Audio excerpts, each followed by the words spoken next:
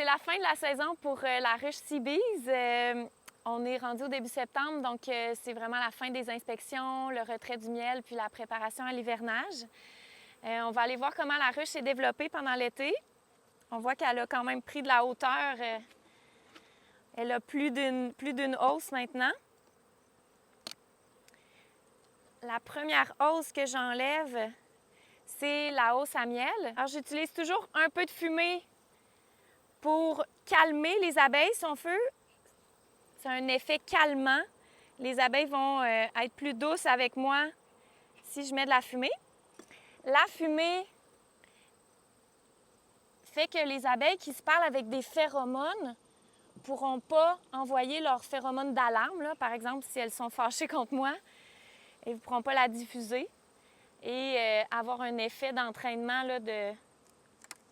dans toute la colonie. Mais je connais bien cette colonie-là, puis elle est toujours très douce, donc ça devrait bien aller.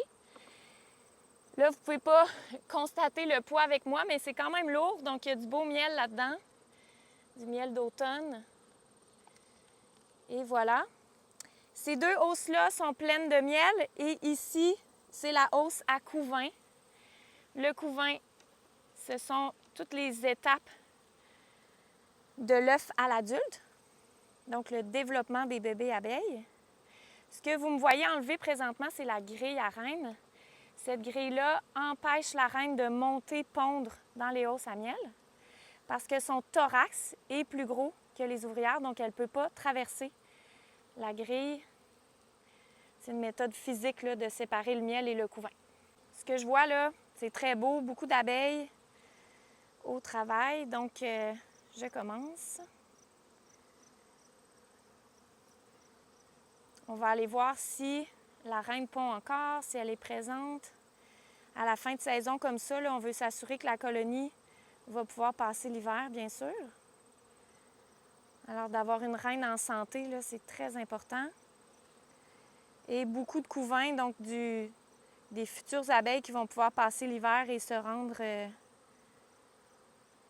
au mois d'avril, mai prochain. Ici, ce qu'on voit, la bandelette, là, c'est un petit traitement biologique là, contre le varroa. Le varroa, c'est un parasite qu'on a dans les ruches, un acarien. Alors, ce traitement-là là, aide à diminuer la population du varroa pour avoir des abeilles saines pour l'hiver. Donc, je dépose ce cadre-là ici. Il n'y avait rien dedans. On va aller trouver là, où la reine pond et vérifier l'état là, du couvain. Vous voyez comme les abeilles sont fines. Hein? Je suis en manches courtes, les mains nues. Les abeilles sont vraiment contentes d'avoir du beau soleil, donc elles ne sont pas portées à venir vers moi. Les conditions sont vraiment adéquates pour faire une inspection. Dans ce cadre-là, je vois un peu de miel qui brille dans le haut, donc elles commencent à faire un peu des réserves. Le mois d'août a été difficile là, pour la récolte de miel, donc là, avec le beau temps qui est revenu, là, les abeilles commencent à en accumuler davantage.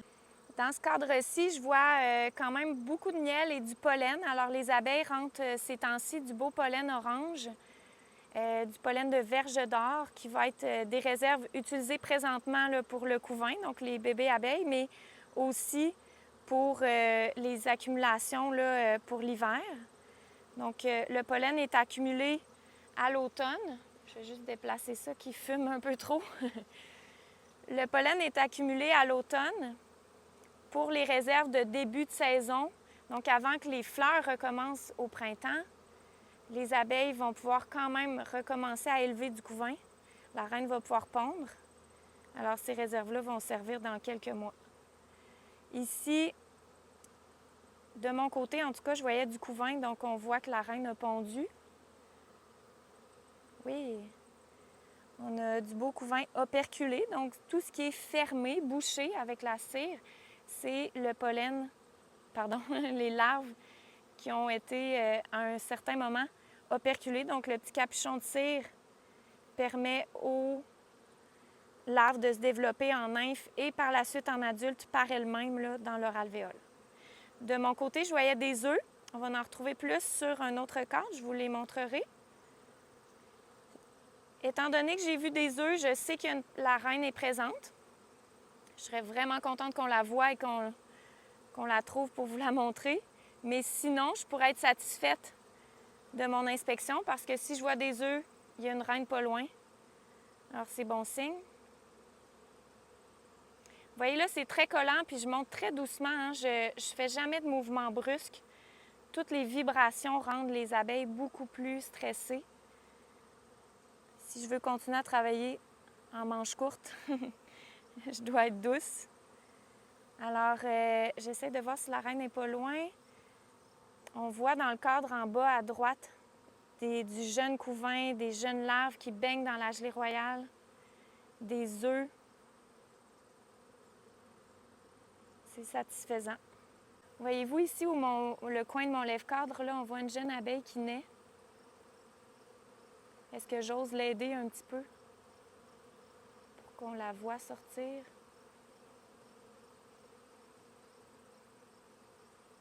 Donc, l'abeille mâche par elle-même la cire de son alvéole pour pouvoir sortir et commencer sa vie d'ouvrière.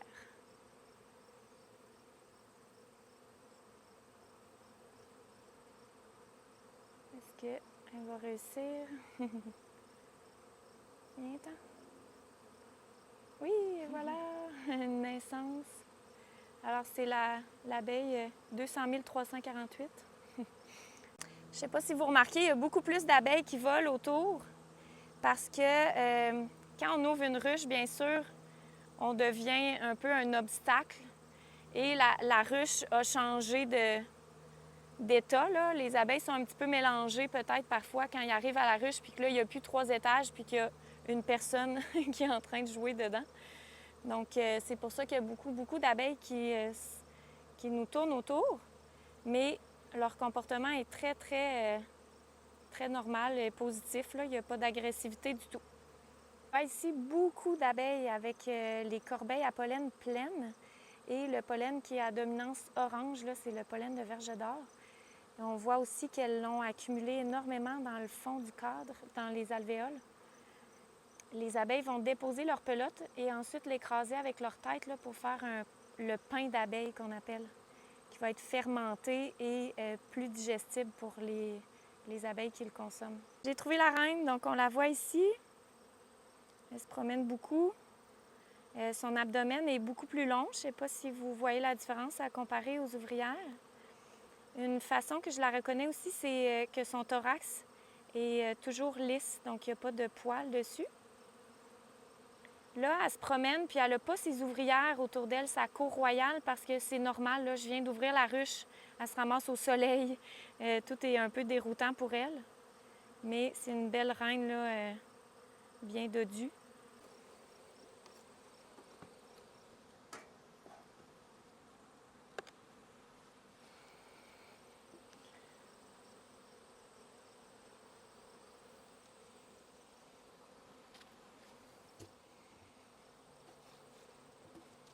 Et voilà, l'inspection est terminée.